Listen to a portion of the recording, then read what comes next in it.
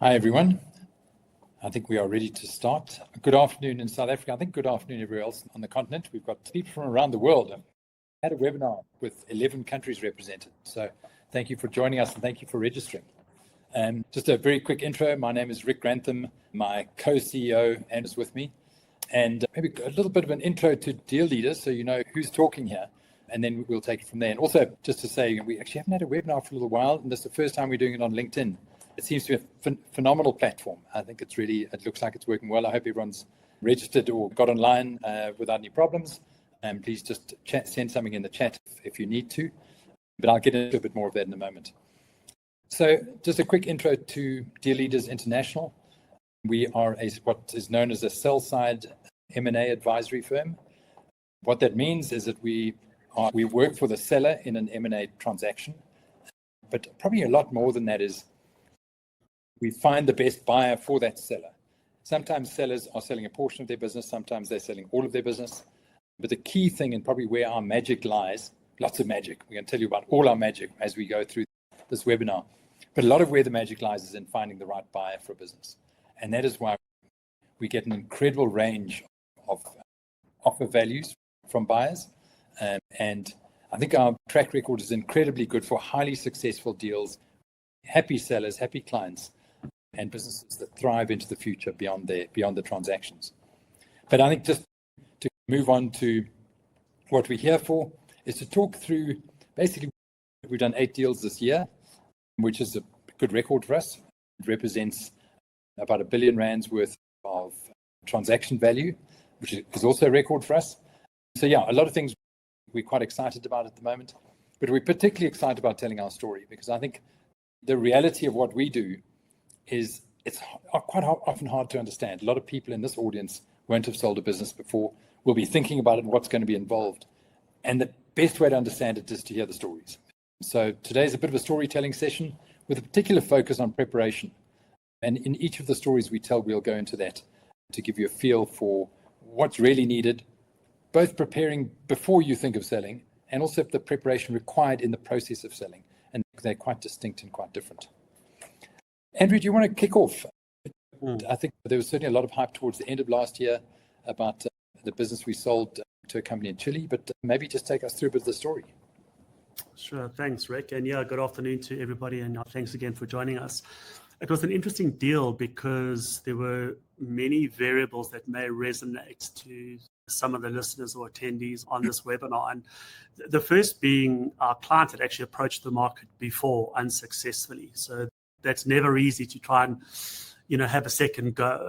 And one can argue they were well prepared because when we got involved, we started walking the journey again. But there's different levels of preparation. And I think what stood out for me on that one, before we get to the actual conclusion, was there was a family dynamic, shareholder dynamic, as well as the business dynamic. And I think in those environments, in those businesses where you have either family or multiple shareholders, that element around preparation is really critical because it's often those softer qualitative issues that are the ones that potentially derail something towards the end. But what was interesting with this transaction was it was not an easy one.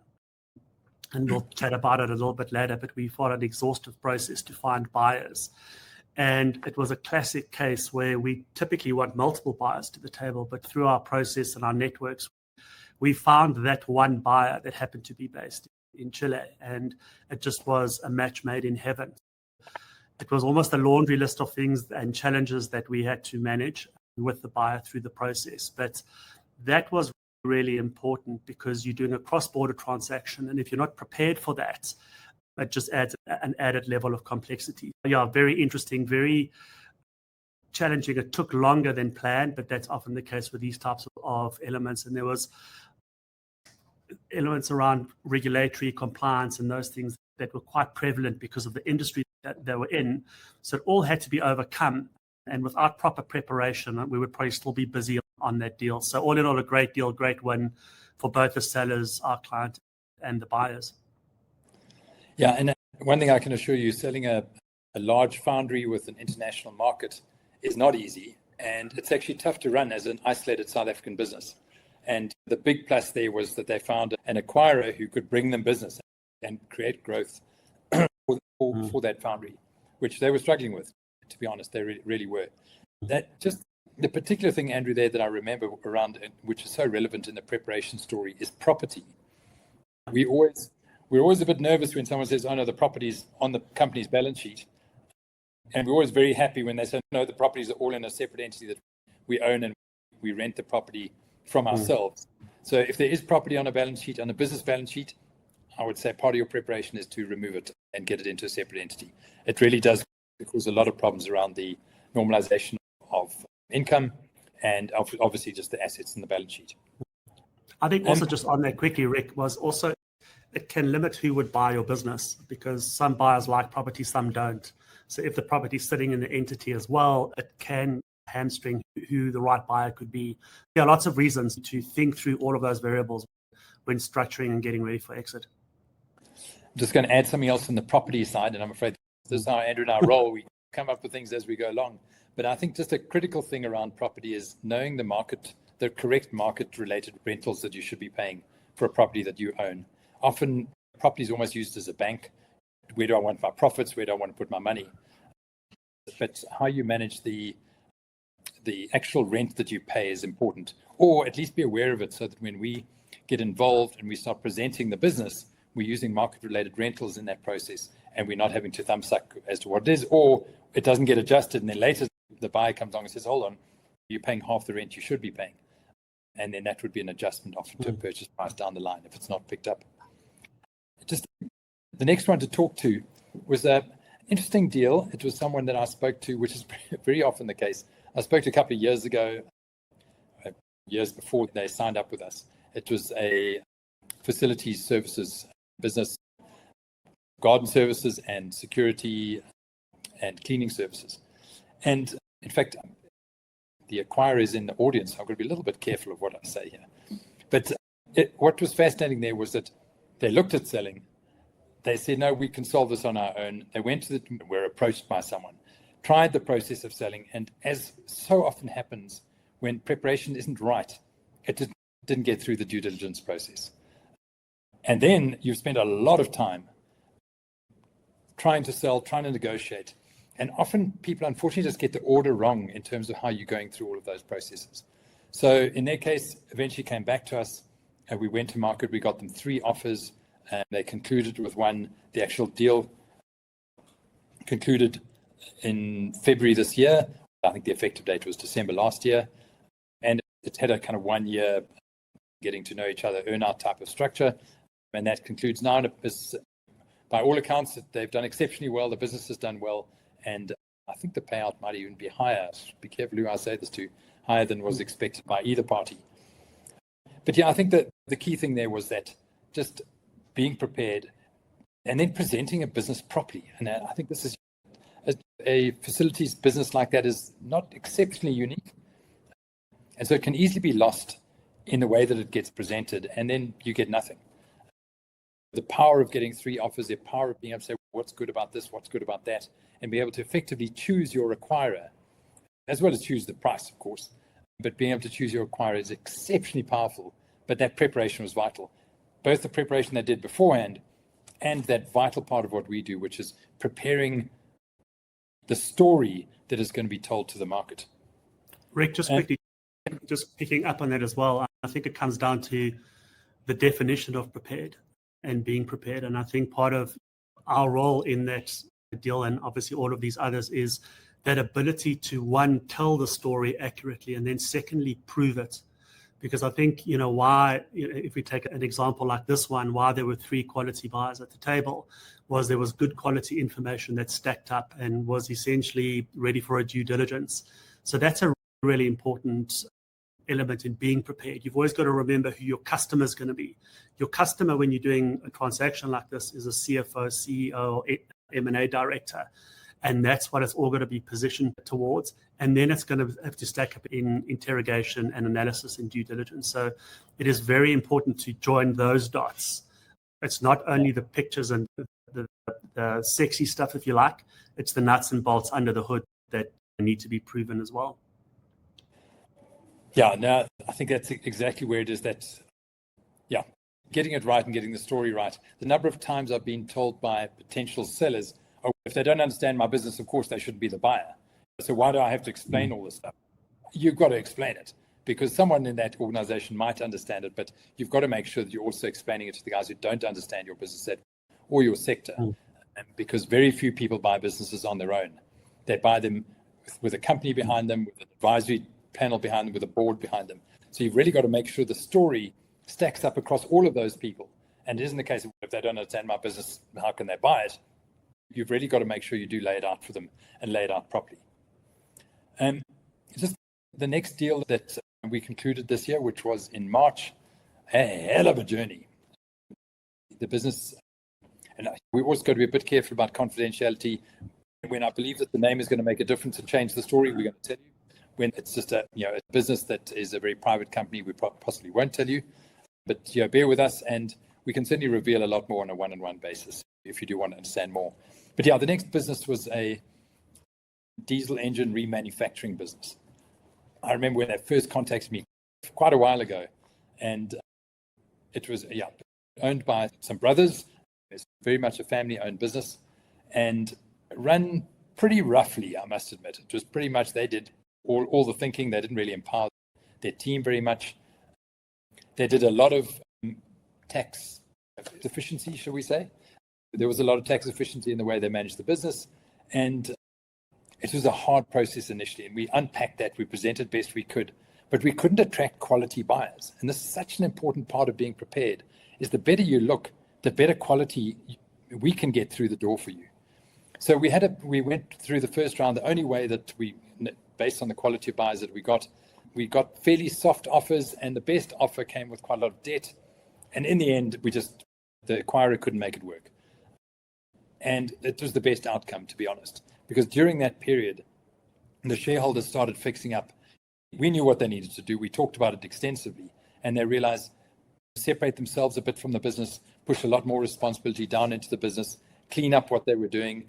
They had a messy BE deal, BE structure. They simply got rid of it and said, if we're not compliant, we're not compliant. That's who we are. And actually their business took off as a result, because they weren't distracted by things which weren't focused on just doing good business. Not that BE isn't, don't get me wrong, but in their case, they didn't have a proper solution. And it actually was better for them to say, this is who we are, this is what we can do. And as the business grew from, I think it was literally around 10 million of EBITDA up to close to 40 million of EBITDA, by the time we went around for the second round, we attracted unbelievably good quality acquirers. They got a price that they liked. They were able to structure a deal that they really wanted to do. And the rest is history. It was certainly a long journey, but that was a case where the long journey really helped them to see what a not very good quality acquirer looked like, fix the business, and then attract really quality buyers into the process. So quality and being prepared makes a big difference to what we can attract to the table when the time comes. Rick, just adding to that as well, it was, what that client did very well was they worked on what the actual market feedback was. Because I think often when you embark on this journey, you fall into the trap, often with your accountant or whoever it may be, on theoretical things you've got to do to make your business more sellable or more valuable or whatever it was. So although it was a longer journey, that journey paid massive dividends, excuse the pun, because they worked on those elements that would shift the value of their business, make it more attractive, and to what you said earlier, bring a better quality and better caliber of buyer to the table. Yeah, and quality means everything. I'll tell you, the lower the quality, the higher the execution risk. Is really how it works. Andrew, in terms of the next deal, I'm going to mention the name here. It's a company called LK Products. They manufacture, anyone who's had a braai in South Africa will know those red knapers that people use around the braai, and they do a lot of braai equipment, sell a huge amount through ShopRite, and probably every single small hardware store you find, I think you'll even find some in Pofadder. You'll find some of their braai equipment. But Andrew, you were probably more in the background of that deal, but what kind of takeouts that might be relevant for this?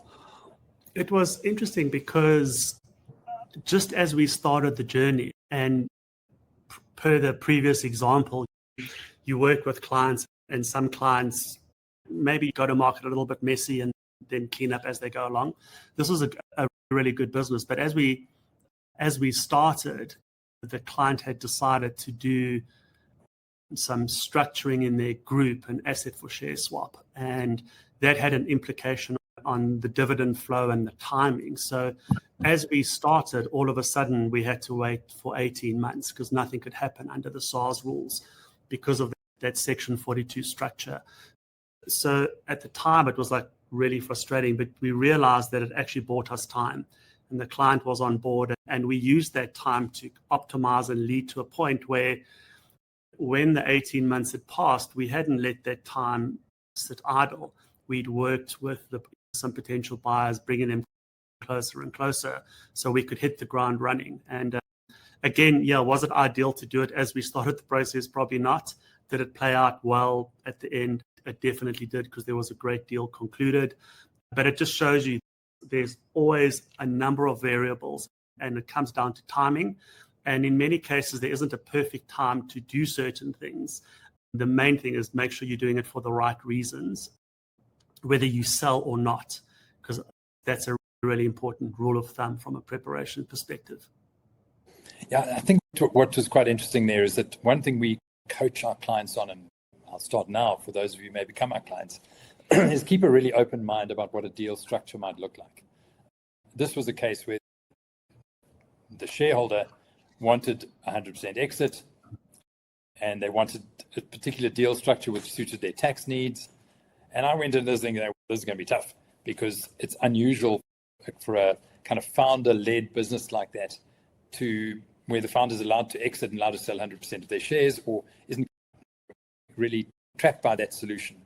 And it's quite often that people come in with a particular view, but the market changes their mind. So for example, in any business where we're trying to sell 100%, I'm still not going to say we're selling 100%. I'm going to say we're selling up 100%, because I don't want to lose those buyers who, when they initially look at it, think, geez, I will never buy more than 60%. But actually, if we got an offer from them, we might be able to negotiate them further. One of our rules is you can't negotiate without an offer on the table. So if I don't get an offer, I can't negotiate. It's going to be really difficult. So how do I get an offer? I open the door a bit and say, maybe you'd consider it. So let's have a look. Let's have a talk. In this particular case, wow, did he get what he wanted? He got more than the price he wanted. He got 100% exit. Sure, he's going to have to stay for a while, but that's absolutely fine. But he was able to de-risk himself from the business immediately. And with a phenomenal acquirer who was really willing to pay, go through the journey, manage the process. And as I say, this execution risk is huge. And a good acquirer manages their way through all of that. I think, I'm going to cover another one, which was also we broke a few rules here. I'd been approached by an owner, two owners actually, of a catering equipment manufacturer down in the Cape. That's a tough sector. Manufacturing, relatively low barriers to entry. There are a lot of businesses out there who manufacture equipment in the catering sector. And so I had to be quite careful of not just saying, sure, we'll just go and speak to the market, and we typically speak to somewhere between 50 and 150 acquirers for every business we take to market. But I just knew that wasn't going to be the answer here. And I didn't want to make promises that we couldn't necessarily keep. Of course we can sell your business, and then, well, maybe we can't. So we signed them up, but on the proviso that we believed we had the buyer. We believed we knew where the fit would be, and we were going to speak to that party. And fortunately, we sold this business to a company that we've done deals with before. We've got to know them well. We know their portfolio very well. And I knew exactly how this business fitted into that portfolio. And if you can do that and understand how people do deals, understand a bit of personality, a little bit of culture, it really goes such a long way. And I think given that Andrew and I and our team have been in this business for so long, we've got to know in those situations where we don't want to run a competitive process, we just want to pull off a really good deal. Sometimes it's better just to go to that one party and pull off that good deal. So we are, as a business, are probably less constrained by our own rules now, because we've got to do the best deal for the client. And sometimes the best deal isn't to go out and run a competitive process in the market. So this worked exceptionally well. The acquirer was able to bring management up into the business. One of the shareholders retained a small share because they wanted to see the upside. And the acquirer has a business with a catering equipment element to it. And obviously the synergies are great. So they've even got some of those, the individuals who are founder shareholders in that business, to come into this business as shareholders as well. So just sometimes you've got to do the work almost before the client comes along, in our case, which is what we did here. And worked exceptionally well, and I think made a lot of business owners happy that they could extract themselves from that business. I think probably the next one to talk to is a great software deal that we did. In fact, I'm at an event here with John. John was the deal executive on this and just did an exceptional job on behalf of deal leaders for the client in finding the perfect acquirer for that business. And this is one of these examples. Again, we've got to be so careful around confidentiality, but where the lowest offer we receive is less than half the highest offer we receive. And the lowest offer was actually, in this particular case, higher than the original offer that the owner had when he originally came to us. So he came with a number. We said, I think we can do better. Our lowest offer was equivalent to or slightly higher than that offer. And the highest offer we received was double that. So it's quite incredible how one is, if you look properly and you know how to present to the market and you know how to research to find the right acquirer, you literally get a number that you didn't think was possible. And this was a software business operating from South Africa, from Johannesburg. And they had about 30% of their revenue was international revenue. So they proved themselves internationally, but they'd never been able to grow internationally. And just for those who've got businesses where you believe the right buyer is an international acquirer, in part of that preparation is to prove that you can get some international revenue. You can't be sitting on pure Rand revenue, sitting in South Africa, or we've got a lot of people here from Nigeria, pure Nigerian revenue, and yet you're trying to find an acquirer internationally. Ideally, you want to prove your ability to bring in international clients. And then a buyer says, wow, I can help you grow that portion. And that's in that particular case, we had 6 offers, 5 of them were international offers. And then, of course, we could work with those in terms of getting to the best deal. And in that particular case, we actually went back. We were almost complete. And again, because the client was so well prepared and their forecasting was so good, in December last year, they were able to come back to us and say, you know what, we're going to beat our own targets. What should we do? And we said, cool, let's tell everyone. And we got quite a significant uplift from just going back to everyone who was interested and saying, by the way, here are the latest results. Do you want to perhaps revise your offers? And most parties did revise, and we got a good uplift from that process as well. I don't know, Andrew, if you've got any comments on the international side. I think it's important if we go back to the theme of what we're talking about today and preparation. And I think one thing we have executed really well is our ability to find international buyers. And the last time we checked, we probably had about just under 35 to 40%, somewhere around there, of our deals are being executed by internationals. And I think that's very important because typically, and this was a classic case on this deal that Rick's talking about, you're dealing with very seasoned acquirers. So it's important to know what you're looking for, be able to position it in a way that it makes sense, but get that story right. And Rick is 100% right. You can't sell theory. You can't sell, we could sell into international markets. You've actually got to get traction and prove that there is appetite, and they hopefully will bring some momentum before that. It is exciting to see this international interest. It does bring added dynamics, added variables to it. But I think when you do prepare wholeheartedly, so you would be attractive to any potential buyer. And in this case, it really showed up. The other thing I found really fascinating here is that when we take a business, and I'm talking from a South African perspective, I know we've got people from other countries here as well, but it probably applies to you as well, in that we obviously go to a large range. We try to match make, but we also stretch things a bit. So we'll go a bit outside the obvious. We'll certainly go to a lot of acquirers who've never heard of us and have never invested in South Africa. And this particular one, the acquirer, sure, they knew about South Africa, but they'd never invested here. And in those meetings that we have, because we do a lot of coaching with our clients before we do these meetings with the buyer. And they're fascinating meetings, but particularly, so I'll just, a little distraction here, because we always get the buyer to speak first. So the buyers in the audience today, just cover your ears. But if you're selling a product to someone, what do you do first? You understand their needs. There's no point saying, I want to sell you this, I know, phone, piece of paper, pen, if I don't know whether you need a pen. And I don't know what type of pen you're going to need because I don't know enough about you. So in our case, we're selling a business. We're speaking to a potential acquirer. We've got to get them to tell us about them first. Then we know what we're selling to. We know how to sell.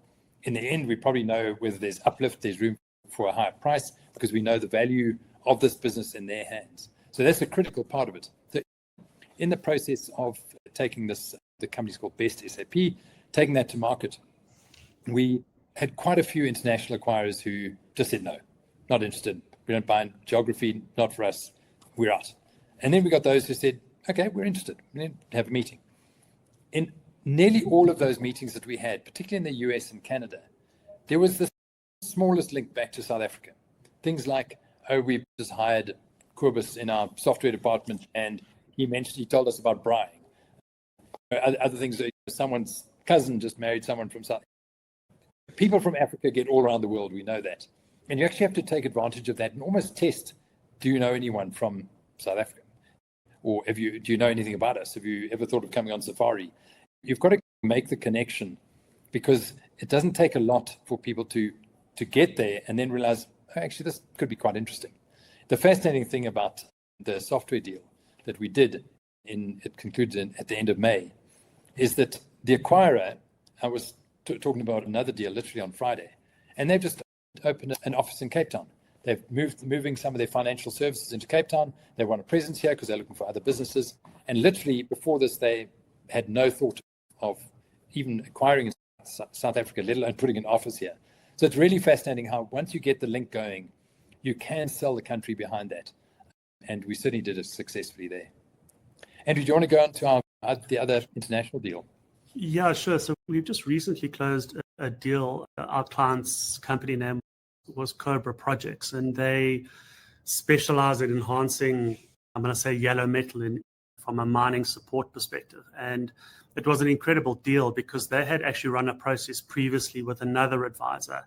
And there are obviously some themes coming through here, and clearly that was unsuccessful. But it got them onto the road of realizing what it takes to sell their business. And lucky enough for them, they were unsuccessful because they started enhancing processes and reporting and compliance and governance and a whole lot of those sort of components. And then obviously we got involved, and it was an incredible deal because it's definitely the most hands-on deal I've ever done in my career. And I think because you had a more senior exiting shareholder and you had the incumbent that was being backed by the acquirer. But again, one of these deals where I think based on the quality of the business, the way that it was run, the preparation that was done, it did take a long time because it was very complex, but it landed in a very good place. And I think because of that positioning and the way that everything was taken to market, we had a similar situation where we had multiple deal offers. The lowest offer was half of what the highest offer was. And it wasn't only about the value, it was also about the structure and equally what that buyer would do with it. And I think that's often a critical component why you want to be able to show the buyers what the growth trajectory looks like, how you can prove it, and how they could potentially enhance that.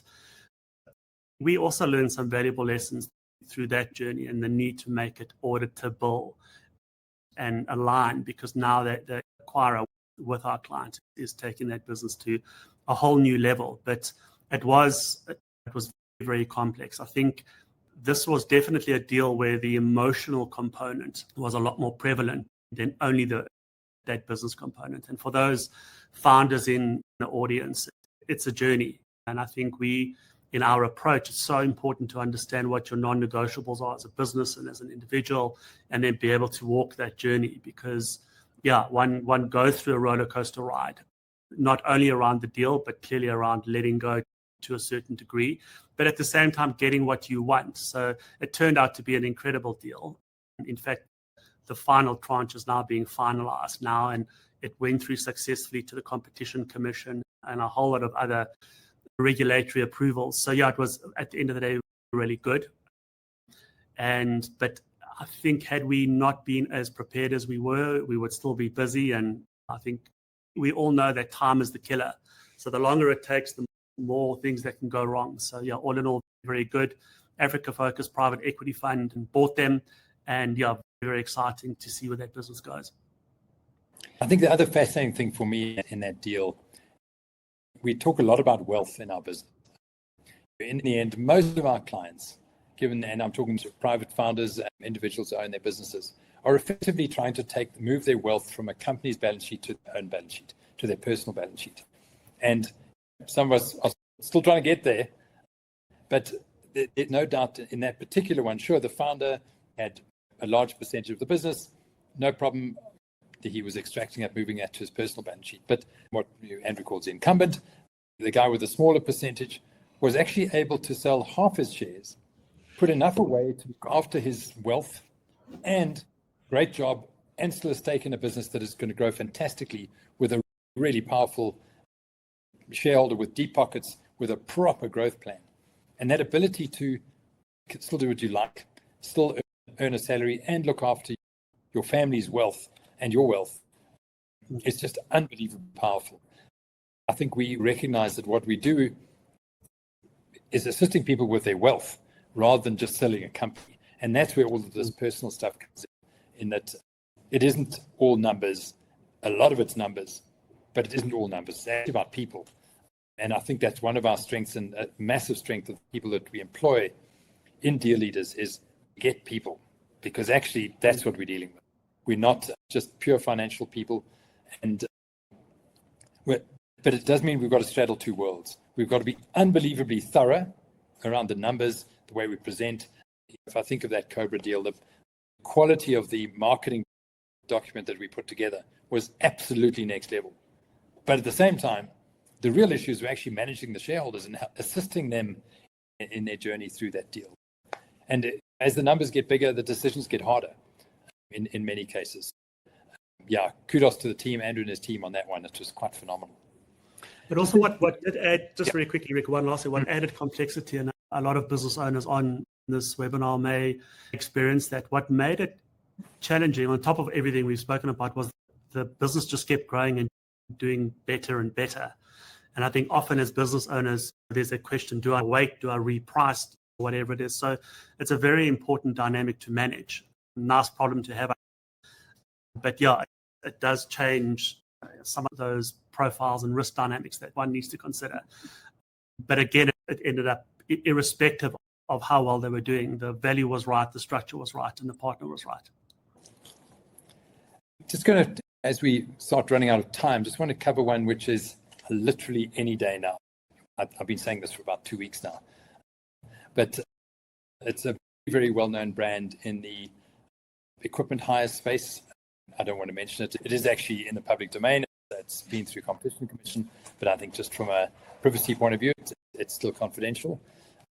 But the classic thing here was that the business structure is a franchise or franchisee structure, and with some ownership at the top and some ownership into some of the underlying businesses.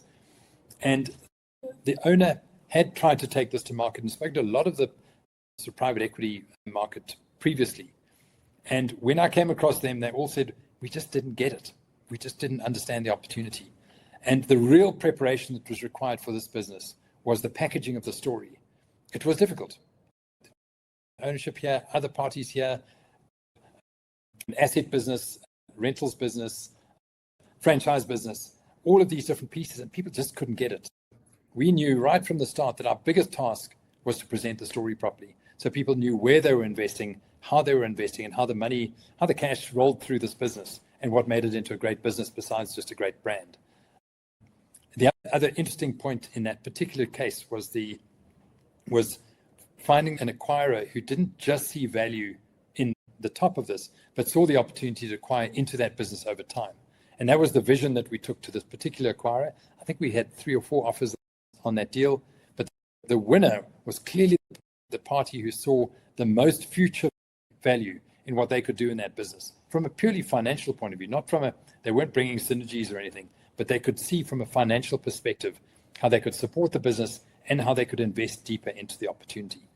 Yeah, phenomenal deal, long journey, a lot of work, preparation beforehand and preparation in the process as well, and quite a lot of structuring issues, which almost got in the way. But kudos to all those involved that we got that one through and that we found the right buyer. And as I said right at the beginning, finding the right buyer is absolutely key. And I must admit, what I've added to that is the thoroughness. There's no replacement for an unbelievable level of thoroughness. People think, oh, you just package the business, go and tell the story and to give someone a price. Don't forget, you never, ever put a price in a business when you take it to market. Andrew, any closing remarks? We've got a few minutes left. Anything you want to add? Yeah, I think that's quite interesting because we've seen time and time again, and I think that's why we've been fortunate to close 8 deals in 10 months. The more work you put in up front, generally the more successful the outcome's going to be. And I think from that perspective, it's about the ability to hunt for value, to de-risk the risks, and understand who you're speaking to on the other side of the table.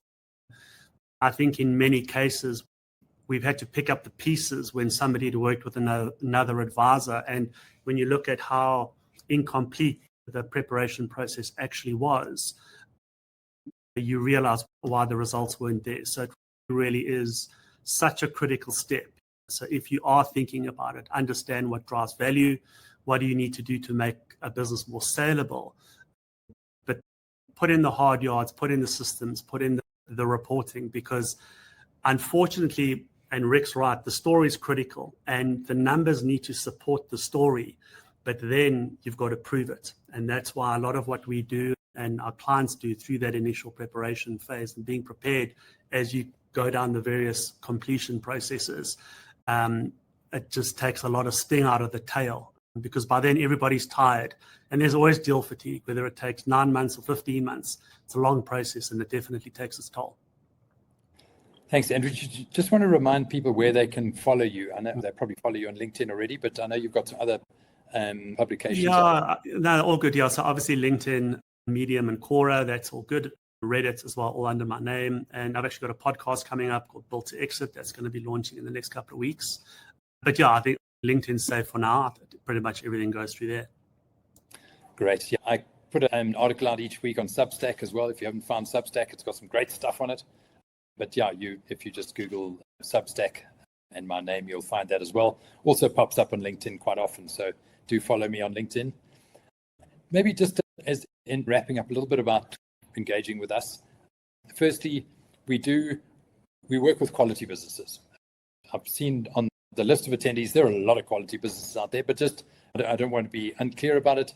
From about 15 million Rand of EBITDA, close to $1 million of pre-tax profit or EBITDA, if there are assets in the business. That's our starting point. I think our biggest client at the moment does about 220 million Rand of EBITDA. So yeah, just parking that one. The other thing is, part of preparation is speaking to us. So let us know, make contact, even if you're not ready or you're not sure how to get prepared. One thing we don't do is take businesses to market that we don't believe are going to meet shareholder expectations. It's not in our interest. We want to sell every single business we take to market. We're not trying to do a 30%, 40% achievement. We want to do all of them. We want a 100% success rate. And we will help you to get to that point where we know that we're going to get you a 100% success rate. So we're not here to take a chance, and we want to do fantastic deals. And I know there's some owners of fantastic businesses in the audience. Talk to us, talk about the journey, talk about where you are, and we'll help package what that preparation needs to be before we get involved. And from when we're involved, we know exactly how to prepare that business and how to prepare the story and the message to make sure we get the right deal. Yeah, just lastly, thank you very much for watching. As I said, it's been an amazing audience from a diversity perspective. We have not taken on a client outside of South Africa. We are ready, we are willing, and we are very keen to find them. We tend to get a bit swamped by what's local, but I think that we'd love to hear from those who across the borders, and yeah, we'd love to apply all of these learnings to different types of businesses and different geographies. I think something I didn't mention earlier, that certainly from our current experience perspective, a third of our deals do go to international acquirers. So we've very used to working with international buyers. And we're ready for whatever you can bring us. So please make contact, connect on LinkedIn, take a look at the other platforms. And we look forward to hearing from them. Thanks very much, Rick. And thank you everybody for joining us. And have a great afternoon further. Cheers. Cheers.